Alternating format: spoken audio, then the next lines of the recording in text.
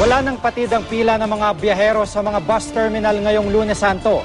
Paalala po sa mga babiyahe, limitado na lang daw ang biyahe ng mga bus sa darating na Huwebes at Biyernes Santo.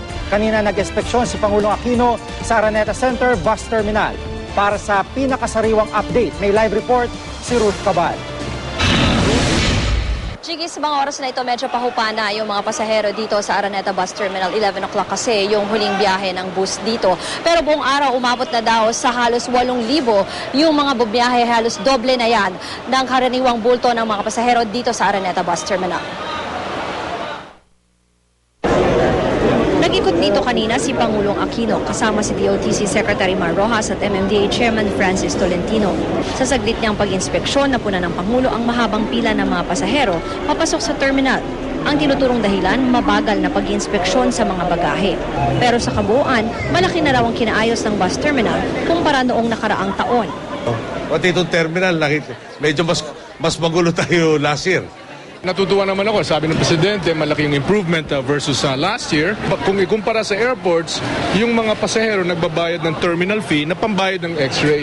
Sa mga bus terminals na ganito, walang ganon. So gagawa ng programa para pati mga bus terminals magkakaroon na rin ng mga x-ray dahil itong mga bagaheng ito, unaccompanied, especially mga unaccompanied, yan ang maaaring pagmulan ng mga risk sa security. Ang MMDA nga dito binida ang kanilang mobile metro base. Ang high-tech van na ito magsisilbing roving surveillance vehicle na iikot sa Kamaynilaan. Mayroon itong sariling CCTV at isang high-resolution camera na kayang kumuha ng footages sa paligid.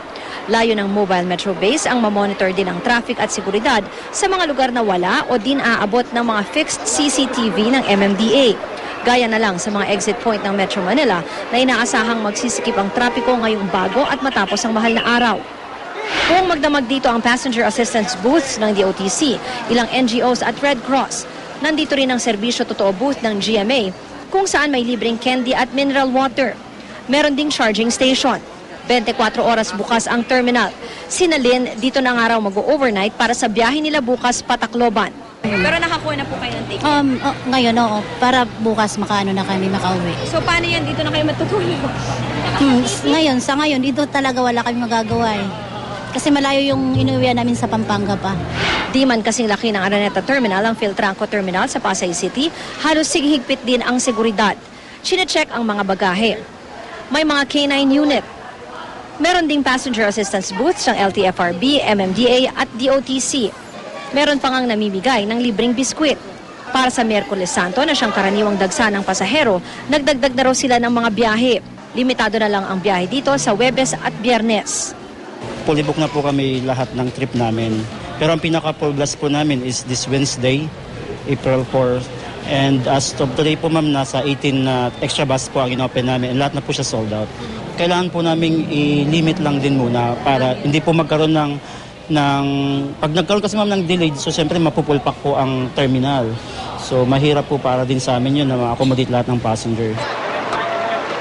Dito sa Araneta Bus Terminal, limitado na rin yung trips sa Thursday at sa Biyernes. No? Pa-isa-isa na lang or dala-dalawa daw bawat bus company yung mga papuntang malalayo tulad ng Bicol. Pero medyo marami pa rin daw yung mga biyahe dito sa mga Pabatangas o Palaguna lang. Shigi. Ruth, na mo ba kung consistent naman yung mga otoridad sa pag-inspect dito sa kaligtasan din ng mga bus na sa kondisyon ng mga bus na babiyahe? Sige, nakita naman natin na ini-inspect nila yung mga bus at consistent naman sila kahit ganitong oras na. No? Actually, kanina nga, may ilang bus na hindi pinabiyahe dahil ang sinasabi dyan ay medyo luma na daw yung gulong, tapos yung iba naman daw may problema yung windshield. Kaya nasa 6 ata na bus yung hindi pinabiyahe kanina dahil nga pumalpak doon sa nang ma-inspeksyon niya ng LTFRB. Jiggy. Maraming salamat, Ruth Cabal.